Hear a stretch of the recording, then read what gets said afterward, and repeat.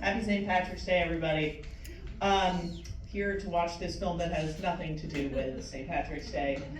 I'm very excited to be here. It's terrible to introduce a talk by talking about your commute there, but that's exactly what I'm going to talk about. I commuted here listening to Spotify and navigating using Google Maps. One technology for my internal life, one technology for my external surroundings. And I bring it up because neither of these technologies would be possible without Hedy Lamarr. So that's how I got here, but how did we get here? How did we get to the place where so few people know about Hedy Lamarr's genius? It's very crazy that we can forget the faces of people who make modernity possible, particularly when that face was considered for a time the most beautiful face in the world. Perhaps that's why. Beauty can be a type of invisibility. If people decide you are beautiful enough, they can't get past the face to appreciate the mind. So that's a bit about how I got here and how we got here. Now, why the hell am I here? I am here because I love Hedy Lamarr, because I am a Jewish woman in entertainment and STEM, and because I, too, am drop dead gorgeous. Thank you. So there. Wow, and applause. Thank you, guys.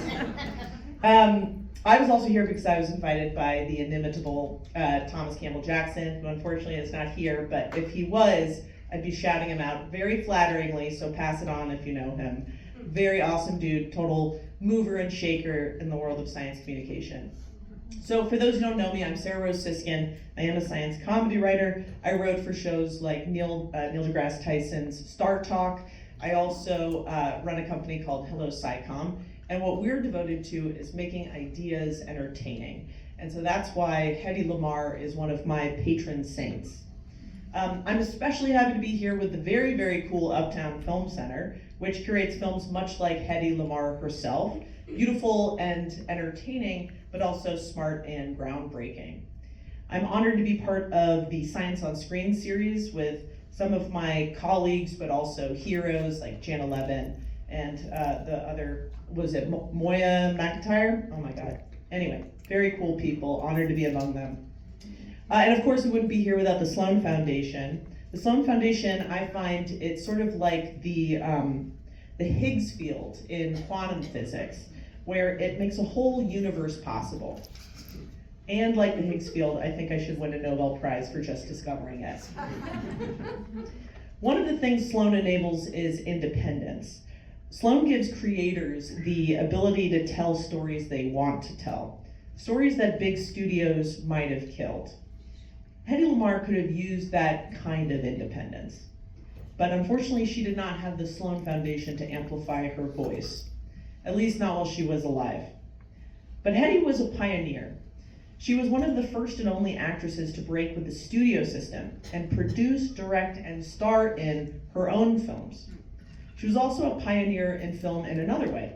She got her start in cinema, starring in art films including Ecstasy, which gave us the first orgasm on screen. For this, I like to think she went down in history as her co-star went down on history. Ooh. Thank you. I love it. Great, okay. Gentlemen, take note. Hedy Lamarr was a groundbreaker in more ways. She tinkered with tiny cubes of cola that could dissolve in water to make soda on the go. She was inspired by biomimicry to influence the shape of wingtips on Howard Hughes's planes. She was a pioneer in plastic surgery, which is particularly impressive because she literally had skin in the game. And for Gen Z in the audience, and I don't think there's too many Gen Z in the audience, but for the Gen Z, she also popularized the groundbreaking innovation of the center part. All right, I'm glad that worked with this crowd. Most impressively, of course, she invented frequency hopping communication. So frequency hopping is a form of encryption where a radio message hops between different frequencies.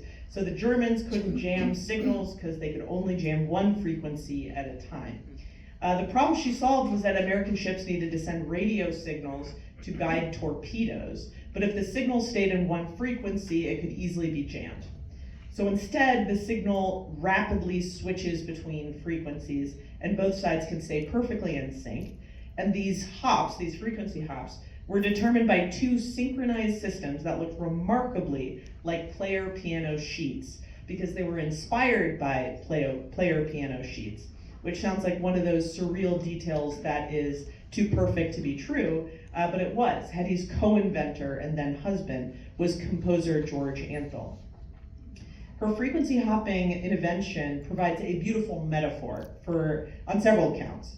She hopped between worlds like frequencies, between the art world and the science world, and this film, like her technology, helped her signal rise above the noise. I could go on with more tired metaphors, but I will spare you guys and just say this invention was personal. Hedy had been driven out of her homeland by the Nazis. Her most important acting job, in fact, was her impersonating a maid to escape her husband and the Nazi regime. So needless to say, she wanted Hitler dead, and she helped to do that.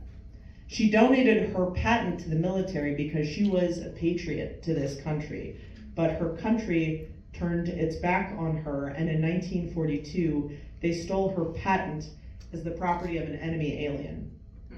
And for her part, Hedy was also told to just use her pretty face to sell war bonds. The world couldn't stand to see beauty and intellect coexist in the same body, as though the universe should have distributed its gifts more bureaucratically. There's a persistent myth that virtues like intelligence or innovation only exist because evolution dictates that males want to impress females with these virtues. I know this because the same myth exists about comedy. And this, of course, makes total sense because who gets laid more than nerds in improv comics? So, most importantly, aside from all of these inventions, Hedy Lamarr invented herself. She was born Hedwig Keisler in Vienna. She became Hedy Lamarr in America. Here she abandoned her religion. For better or worse, America is a country for reinvention, and Hedy was an inventor of her own identity. I related to her story as the daughter of an intellectual property attorney. I found the story of her patent at times thrilling and telling and tragic. I also related to her story because as a child, I was also an inventor, with a focus on problems of equal importance, butter being spread unevenly on toast. Arguably just as important as Nazi jamming signals. You could say uneven butter was my World War II. All right, so for my invention, I emptied out my mother's shower mist bottle and melted down some butter and put the butter in the spray bottle, and it worked beautifully. The butter sprayed very evenly, though it did taste strongly of eucalyptus. But unfortunately, the deeper flaw was that butter annoyingly rehardens. Yeah. I will say 10 years later, my idea was stolen by I can't believe it's not butter. It worked, their spray worked because, surprisingly, it wasn't butter, if you can believe it. But that to me is the spirit of invention, not just intelligence, but annoyance. Deep, deep annoyance. Civilization is built by people who look at something and think, this is stupid. There must be a better way. And Hedy had that spirit. She was a dynamo, she was a renegade. That inventor's mindset is one of the things I loved most about Hedy. She saw problems and attacked them. Signals being jammed, planes flying too low, plastic surgery scars showing. Nothing was too small or too big for her. But history is not always kind to pioneers. Hedy's legacy has an inspiring and tragic cohort. Take, for example, Ada Lovelace, the world's first computer programmer. She died young, the daughter of poet Lord Byron. And a beauty herself, she also struggled to be taken seriously, despite creating the foundations for modern computer programming. Alan Turing, one of the fathers of computer science and AI, was chemically castrated, prosecuted, shunned, and died in disgrace for the crime of loving other men. Then there is the example of Rosalind Franklin, another brilliant Jewish female scientist. Rosalind is an important contrast to Hedy. Rosalind took the institutional route. So, Rosalind got the degrees. Rosalind paid her dues. She was not the life of the party. She was not swanning around MGM in a satin gown. She did everything the establishment says you are supposed to. And when she photographed for the first time the DNA helix, she waited to confirm and reconfirm her results to be positively sure. And some may argue that she waited too long to verify, because in so doing, James Watson, impatient to use her photograph to prove his theory of DNA, physically stole her work from the lab and put it in his publication. She was credited only as the photographer, not a co-author, and died before she could be even considered for the Nobel Prize. Rosalind Franklin and Hedy Lamarr show that it's difficult to be a minority in a field, to be a woman in science. You can be considered too renegade as an outsider, but too scrupulous as an insider. Hedy was not an engineer in the credentialed institutional sense, but then again, neither were Steve Jobs or Thomas Edison. Innovation is not always the property of the properly badged. Sometimes invention comes from outside. People who notice problems and can't stop trying to solve them. And Hedy's tragedy, to me, is not only persecution. It's a quieter, more ordinary, more relatable tragedy. It's the tragedy of neglect, of being persistently misread. She was allowed to have a face and not allowed to have a mind. And this is a type of dehumanization. And Hedy's story is a story of dehumanization in many ways. Sexual objectification, straight up dehumanization from the Nazis comparing Jews to animals, and then also idolization. Now, we may not think of idolization as a type of dehumanization, but it is. An idol is a statue, an other that is worshipped and not related to. And the danger of idolization is that when we can't relate to her, we cannot see her foibles as our own. We'll overlook the fact that we are like her and that we too can invent great things. Idolization robs us of the ability to be truly inspired by her. But this film doesn't do that. This film shows that she is not a perfect person. She could be harsh and vain and iconoclastic and unforgiving. She reportedly sent her granddaughter autographed photos of herself as a gift. Not great. She sued Warner Brothers for the iconic Hedy Lamarr joke in Blazing Saddles. I mean, come on, who sues over a line in a Mel Brooks movie? Insane. But that complexity of character really matters. If you turn somebody into a symbol of genius or feminism or beauty or tragedy, you can miss the actual texture of a real life. And geniuses aren't tidy. They are often difficult and vain and obsessive or lonely and contradictory. That doesn't cancel the work, it makes the work more interesting. That is just one reason I love this film. Here's another. What's beautiful about Bombshell is that it doesn't just give us biographers lecturing from a safe historical distance.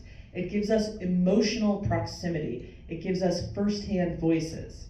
It gives us Hedy in her own voice, finally. It gives us family who knew her, experts who understand her inventions, artists who understand her performances, people who are not just telling us what Hedy meant, but letting us feel in fragments what she was like. There is even a plastic surgeon who talked about her face.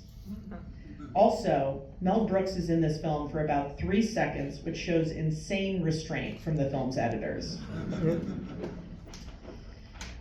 Hedy lived long enough to hit many of the classic tragic female celebrity cliches. Pills, reclusion, shoplifting, botched plastic surgeries, a little Joan Crawford, a little Norma Desmond crossed with Alan Turing. But hers is not a tale for pessimism. It's a tale of invention in the face of adversity, even if you're imperfect. I am personally inspired by her story, and I do feel indebted to her. And then there's a beautiful irony here. Films once overshadows Hedy Lamarr's genius, but this film unearths it. To me, that is why art matters, because we cannot control everything in history, but we can still fight over how history is understood and told. We can recover the neglected. We can restore dimension to the flattened. We can let the dead speak a little more fully. Hedy's Vienna is gone. Her youth is gone. Her marriages, her looks, her father, her old identities. So much of what mattered to her vanished, but her inventions endured and her legacy endured. Her friends and family finally got the chance to tell her story, and so did she, through this film. Because of people like her, I don't have to change my name to hide my identity. I don't have to change my name for people to remember it.